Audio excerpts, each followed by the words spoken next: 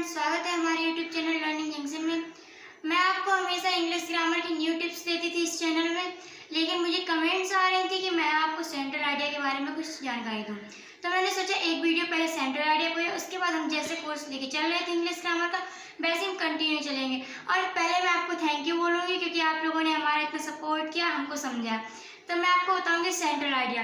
तो central idea किसी भी बुक का, एनसीईआरटी बुक्स हो या फिर कोई प्राइवेट बुक हो, उनका किसी भी पोइट्री से ली गई किसी पोएम का हो सकता है। इस पर कोई पर्टिकुलर पोएम नहीं होती रूल्स की तरह कि हम जैसे रूल्स होते हैं वैसे हम पोएम भी हो, लेकिन इसमें अलग अलग पोएम्स होती हैं। हर एक का सेंट्रल आइडिया याद करना या उसको वीडियो के तौर पर समझाना मेरे लिए या किसी के लिए भी ये बात संभव नहीं हो सकती, क्योंकि हम बहुत सारी पोएम होती है, हम किसके सिलेबस की कौन सी पोएम हम समझें ये मुश्किल पड़ जाता है। तो मैं आपको एक टिप बताऊंगी जिसमें उस टिप्स के अंतर्गत कि हम ये देख सकते हैं कि हम सेंट्रल आइडिया लिखते टाइम ज़्यादा से ज़्यादा मार्क्स कैसे अचीव करें। मेन चीज़ मार्क्स अचीव करना होती है, सेंट्रल आइडिया मार्क्स अचीव कैसे करें वो चीज़ आपको गौर करनी है। तो सबसे पहले आपको सेंट्रल आइडिया हेडिंग डालनी है। जो कॉपी होती है उस पर क्वेश्चन पड़ा होता है, क्वेश्चन नंबर फर्स्ट हो, सेकेंड हो, थर्ड हो, जो भी हो उससे फर्क नहीं पड़ता। अगर सेंट्रल आइडिया लिखने को आया है किसी पोएम का, तो हम मिडिल में जो होता है, सॉरी मिडिल में नहीं लिखा, बट जो मिडिल में होता है उसमें हम सबसे पहले सेंट्रल आइडिया लिखेंगे। उसके बाद किस पोएम का लिख रहे हैं, तो देखिए आपको हमेशा सेंट्रल आइडिया किसी पोएम का फंस जाए आपके पास, मतलब आपको याद हो। और कैसे याद करें सेंट्रल आइडिया, जो हमें एग्जाम में हमें क्लियर हो जाए, यहाँ हमारा एक सेंट्रल आइडिया 3 में से जरूर आएगा। तो ऊपर से 7 या नीचे से 7 हमेशा याद कर लीजिए, पक्का कोई ना कोई आपका सेंट्रल आइडिया जरूर ही आएगा उसमें से। या तो एग्जामिनर ऊपर से 7 में से कोई एक देगा, क्योंकि नीचे के बचे हुए 3 तो वो देगा नहीं, और नीचे से 7 याद करेंगे आप, लास्ट के 7, लास्ट से चलेंगे 10, 9, 8, 7, तो भी आपको एक सेंट्रल आइडिया आ ही जाएगा। तो मैं आपको बताऊँगी कैसे लिखते हैं। तो क्वेश्चन नंबर जो होता है वो साइड में डाल के, यहाँ पर क्वेश्चन नंबर होता है वो हमने क्वेश्चन नंबर डाला, मिडल में जो होता है एक लाइन जो होती है वो छोड़ के मिडिल में डालेंगे सेंट्रल आइडिया। मिडिल में सेंट्रल आइडिया डालने के बाद हम देखेंगे किस पोएम का है सेंट्रल आइडिया। तो जैसे हम 11th क्लास की पोएम ले लेते हैं, फर्स्ट पोएम है मर्सी, कि मैं 12th में हूँ तो पहले मैं 11th का ही ज़्यादा अच्छे से बताऊँगी आपको, खुद के एक्सपीरियंस से बता रही हूँ जिससे ज़्यादा मार्क्स मैंने अचीव किए हैं। तो सेंट्रल आइडिया जो होता है उसमें पोएम ले लेते हैं जैसे मर्सी। तो बाकायदा अगर आपको राइटिंग अच्छा होगा, उसमें आपको लिखने का तरीका होगा अच्छा, तो एग्जामिनर ज़्यादा कॉपी चेक करेगा तो उसका अट्रैक्शन आप योर होगा। तो यहाँ पर हम डालेंगे पहले मर्सी। तो ये मर्सी पोएम ले ली थी हमने। अब मर्सी में जो उसके राइटर कौन थे, जो पोएट कौन थे, पोएट जो थे उनका नाम लिखेंगे। तो पोएट थे विलियम शेक्सपियर, तो ऐसे में नाम डाल देंगे आप विलियम शेक्सपियर। तो उसके बाद हम देखेंगे सेंट्रल आइडिया हम लिखते कैसे। हम फर्स्ट लाइन एक लाइन छोड़ के उसके यहाँ से सेंट्रल आइडिया स्टार्ट करेंगे, लास्ट लाइन पे हम खत्म करेंगे। लेकिन सेंट्रल आइडिया इतना सभी बच्चे करते हैं, लेकिन जब हम ज़्यादा मार्क्स अचीव करने की बात करते हैं तो उसमें कुछ पॉइंट्स होते हैं। अब मर्सी में तो हम लिख देंगे it is sonnet of 14 lines and it has been taken from the great it has been written by the William Shakespeare, great writer and poet of ऐसे के बहुत सारी बातों के हम लिख देंगे।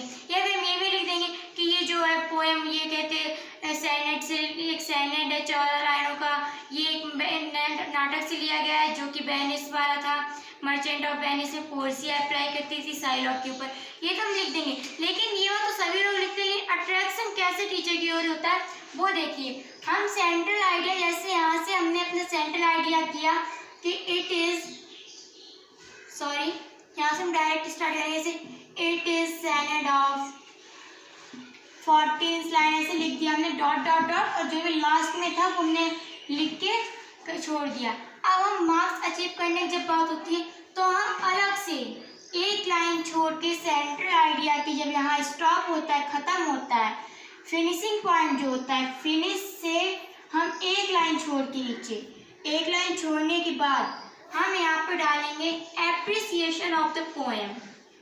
जो एप्रिसिएशन ऑफ द पोएम होता है वो आपको बुक से मिलेगा।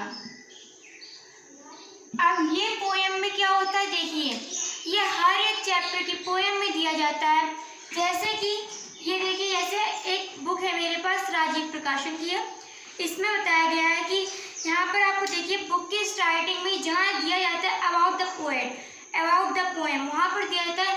वहीं पर देखिए कैसे होता है, यहाँ पर सबसे पहले दिया गया about the poem, according the poet mercies inner quality of human heart. तो हम यहाँ पर ये लिख देंगे, सबसे पहले पॉइंट बनाएंगे, इस एस्ट्रिक बना देंगे या हैज जो भी आपको सॉल्व करे वो बनाएंगे, डॉट बना देंगे। तो ये लिखेंगे mercy is the quality of human heart.